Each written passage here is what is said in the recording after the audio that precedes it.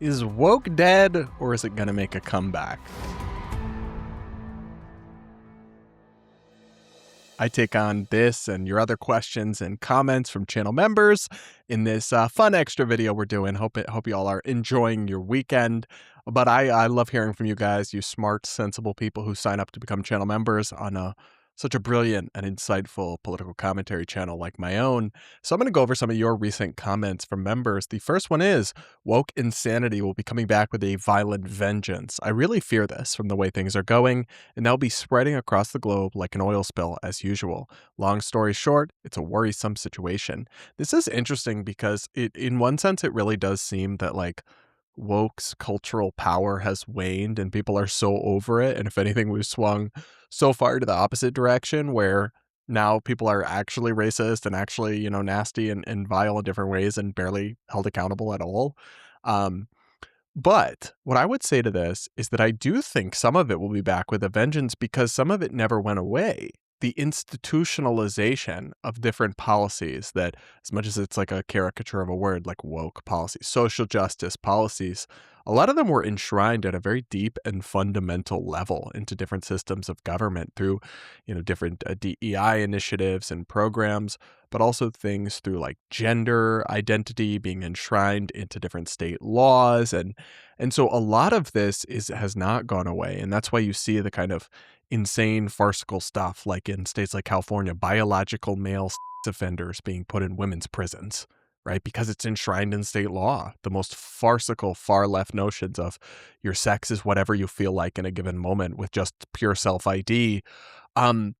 That, as much as the cultural tide has turned against these kinds of things, some of it was like written into laws and passed in policies and things that are deeply ingrained and haven't been overturned or repealed. So it's not going to just completely disappear overnight or go away.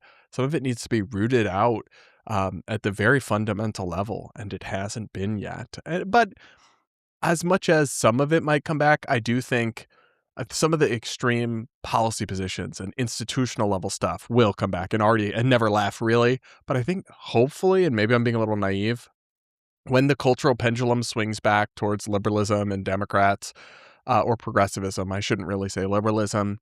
I think what will happen is there might be a little bit less of the extreme cringe, like the pronoun circles, the bending down with the cloths on for like George Floyd, that stuff they might give a little bit of a rest. Like the politically, they might realize how toxic that is, but the actual policies and things they're standing down for and pushing into to implement, a lot of that will be back, unfortunately. Another person says about Matt Walsh and says, he's so dramatic. I find it very hard to take him seriously. I just expect him to start bursting through doors, accompanied by dramatic music and tension sting, and start with nobody expects. So that's just funny to me because I talked about Matt Walsh recently. He does a lot of melting down and just jumping to the most extreme take imaginable because some small thing doesn't go his way. And it's just so funny that his rise in particular is connected to Ben Shapiro and the Daily Wire because they literally started out with facts don't care about your feelings and being the kind of supposedly rational antidote to the emotional, reactionary, meltdown-esque type of politics that had taken over college campuses and taken over kind of the social justice progressives and all that. But I really do see a mirror image in the people who want to, throw their toys out the pram because a Super Bowl was sung in Spanish or because there's or even in the case of something like birthright citizenship, which is obviously very significant, it's like rip up the whole Supreme Court as we know it, just nuke the system because nothing changed, because I didn't get my way in the short run on one particular aspect of immigration policy. It's just such a hysterical overreaction. And I don't understand how people don't get tired of it, right? Because the same way if you call everything racist for a decade, right? People just tune out and nothing becomes racist at that point. If you're constantly crashing out and you're constantly at a 10 on your panic and alarmism and doomsdayism, how do people not just get sick of it and stop taking it seriously? That's what I don't understand because there's still quite loyal audiences for this kind of thing. But anyway, that's just my take.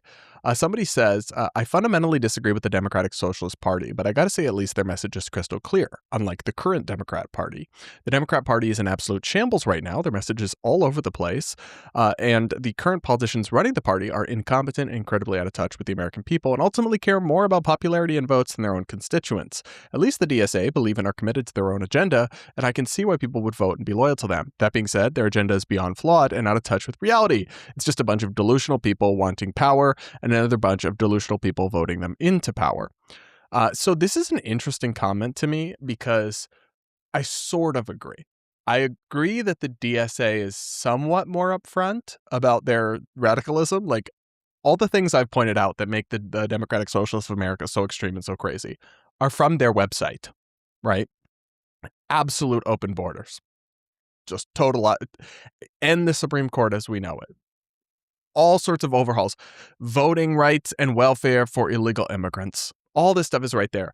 However, I do kind of disagree in that, like we played this compilation on the show this past week of all these DSA people admitting, like people involved in the organization at very high levels, and even their governing committee is majority people who are actually communists, right? And so there's also a sinister element to the DSA where they like have a veneer of democratic socialism or social democrat, which still kind of maintains a commitment to some form of liberal democracy. And yet actually a lot of them are actually just communists, like literally full-blown communists. And so there is also something incredibly deceptive about their agenda and their messaging as well, is the piece that I would say. But I agree with you that it's like really unclear what Democrats actually believe in on this stuff. Like, are they, just capitalists who want a little more welfare and higher taxes? Or are they full-blown democratic socialists? Really, there's no answer. But the flip side is I also think that what Republicans actually believe on economic questions is all over the place as well right now and really totally inconsistent, and we have no idea. So another person says, or no, this is the same person actually. So when the Supreme Court rules against Trump, the Democrats call it a victory, but when they rule in favor of him, they want to call it corrupt.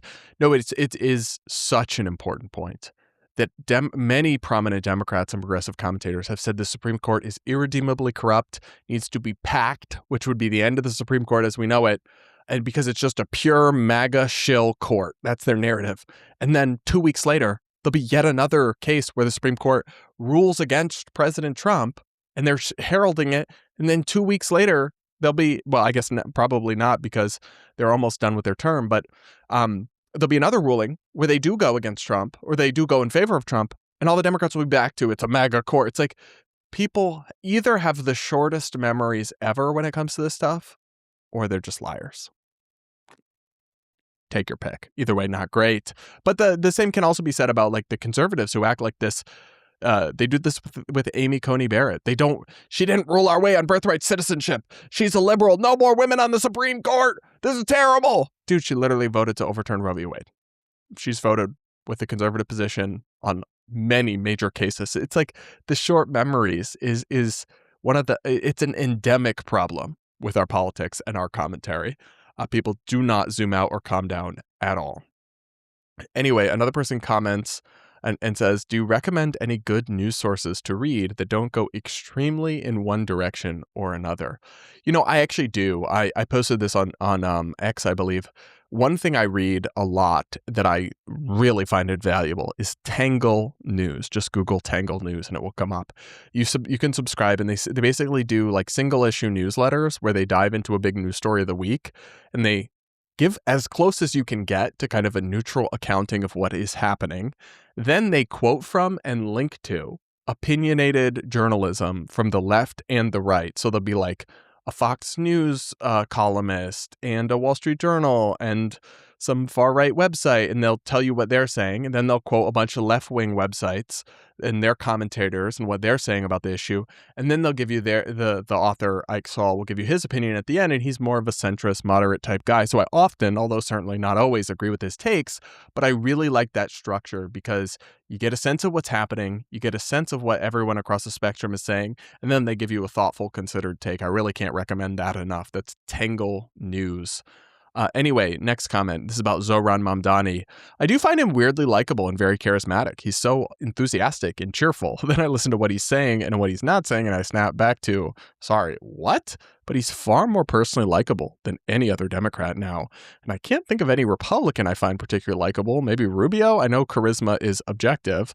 I think he means subjective. I didn't find Trump charming in any way, just repulsive and ridiculous. But I think Republicans are lucky Mamdani wasn't born here.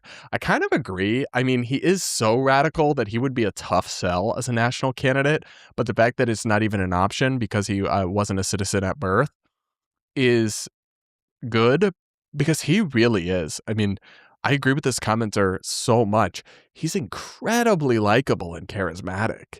Heck, even Trump has gotten along with him, and they're like polar opposites ideologically. And there's something concerning about that. I agree with you. There's not a ton of Republicans that come to mind with similar vibes. And that's a really, really powerful political skill, but it's one that I do believe is not ultimately what should matter, right? What should matter is the strength of your ideas and record and policy proposals. And Zohran's off the charts crazy to the left on a lot of that stuff. But actually what does end up mattering, and Trump is a good example of this, is not your qualifications or exactly the specific plans you have that are going to make the country better, but your charisma, your branding, your messaging. And Zohran is quite good at all of the above. That you just have to admit it. And that makes him actually scarier. Somebody else commented, I want to see you on The View. Girl, why? Why would you want me to suffer like that? To which multiple of my members commented, as much as I would love to see Brad dog walk those moronic twits, I also wouldn't want him to subject himself to that kind of inhumane torture. Someone else said, no, that would have forced me to actually watch The View and see those, well, I'm not saying that, bad words try to steamroll Brad. I'd be so irritated for him. You know what? I would do it. I'd do it in a second. I'd love the challenge. I'd love to talk with them. I enjoy that kind of thing, really. I don't mind the argument or being yelled at or called names or whatever they would do. I really don't. So if they ever were to invite me, I would certainly take them up on it and head to New York City to do the show. But do not hold your breath waiting on that to happen, because you probably will pass out. Sorry, just the truth. Next comment, LOL, I too love Caleb Hammer and financial audit. I learned some good financial stuff, but it's also just insane. Yeah, I find the financial stuff that he does go over interesting, kind of, but truthfully, my partner just handles everything for me. He's Caleb Hammer and then some. He has extensive knowledge of all the best things to invest in and the best credit card rewards and everything. And I just turn it all over to him. So he does everything for me. So I don't actually need to know a lot of, like advanced financial skills. Also, a lot of it's just basic. It's so basic that I don't need to know not to spend. And in fairness, I'm also, not in a position of financial need where I would need to put a huge expense on a super high interest credit card or consider taking out a payday loan or anything. But to be fair, neither are a lot of these people. If they made better choices, wouldn't be in the situation. Like a lot of them have actually quite high incomes and they're still in this mess because they just make such stupid decisions. So I have more sympathy for the people on the show who genuinely are only working with $40K a year income or whatever. Even then they should make better choices. But sometimes you see people on the show who are making $200,000 a year and yet still are drowning in debt. And I'm like, that's on you completely at that point, because I have been at points in my life making a lot less than that and never had any debt during that time, and in any bad debt, right? You have a mortgage, you have, it's not bad inherently to have debt, but I never racked up big credit card bills, even when I was making, a fourth of that kind of a salary early in my career. So I have no sympathy for those people, but I do have sympathy for a lot of people, but I'm not watching it for the finances, and I'm not pretending, oh yeah, I'm just really passionate about personal finance, guys. No, I like the tea, I like the drama, I like the crazies, and I find him very funny and entertaining. And the other thing I respect about Caleb is he's like unashamed clickbaiter. As have I been at many times in my career, so I'm not judging whatsoever. The only thing that annoys me is when people hold themselves out as something that they're not. Like they actually are just a clickbaiter, but they act like they're just, some serious person. He doesn't. He knows what he's doing. He's open about it, and he calls himself the Jerry Springer of YouTube. So as long as he does that, and as long as also the other thing is people are like, he's bullying these people. It's so mean. They're not like incapable of agency. They know what they signed up for. He makes it extremely clear. They all watched previous episodes. They know exactly how he's going to be. So at that point, I have no time for the idea that he's a victim. If you were to go up to people on the street and record them without their consent and start talking to him the way he talks to his guests, that would be extremely unethical. But when they choose to join a show, he gives them a warning video. They sign paperwork, I'm sure. They know exactly what's going to happen. And then it happens. They're not victims. That's not a victim. You can't consent to being a victim. It's oxymoronic. Unless you're saying there may be a few examples where they're so mentally impaired they can't fully consent, because in that case, though, they should be not on the streets and not be allowed to take out credit cards for sure. Anyway, yeah, that's my take on Caleb Hammer. I would love to go on, but part of the problem is my finances are not messy. Anyway, next comment. This is about the unpaid internship story I covered, which was just, I loved that story. These interns demanded $32 an hour. They accepted an unpaid internship with the New York City City Council, I believe. I can't remember all the details off the top of my head. And then they were like, how dare you not pay us? Like, what do you mean you accepted the unpaid internship? I don't like unpaid internships as a concept. I don't think I ever did one or ever would have. But it's like, if you sign up for that, that's like, okay, I sign up for a workout class and then I show up to it and I'm like, stop trying to make me work out. Why are you telling me to do exercise? I don't want to. It's actually even worse than that. But you get what I'm saying? It's just so delusional and entitled. And then also the amount is diabolical, because if they were just asking for minimum wage, that'd be one thing. It would still be fundamentally unreasonable to demand pay after accepting an unpaid opportunity. However, if they were just demanding $15 or whatever the New York City minimum wage is, that'd be one thing. They're demanding $32 an hour. That's crazy. That's like way more than a lot of people make. Anyway, doing much more important work than whatever, like desk paperwork that a 20-year-old intern in a city councilor's office is doing. Anyway, the comment says, dang, I'm a dog groomer. My commission is less than that. Admittedly, I don't work very fast. Maybe I should be more audacious. Well, maybe you should be a little more audacious, but don't be too audacious like these people, because you'll end up out on your ass. If you guys, do this. Like, I was going to say go to your manager and demand 4 times what you're currently being paid. But then I realized that they were currently being paid $0 and they were demanding 32. And 0 times anything is still 0. So they were literally demanding an infinity percentage increase on their pay. Don't do that. You should be a little audacious in life. And you do have to advocate for yourself, and you do have to be your own biggest champion. And sometimes you shouldn't wait in line. You shouldn't be deferential. You shouldn't let people walk all over you. You shouldn't be afraid to push a little bit, but not too much, or you end up just looking delusional and entitled like those girls. But they tried to do their big one, and they got the attention they ordered.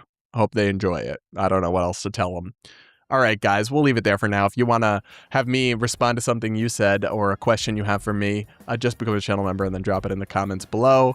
But anyway, thanks for being here. Thanks for listening. Thanks for tuning in. And we'll be back with more real soon.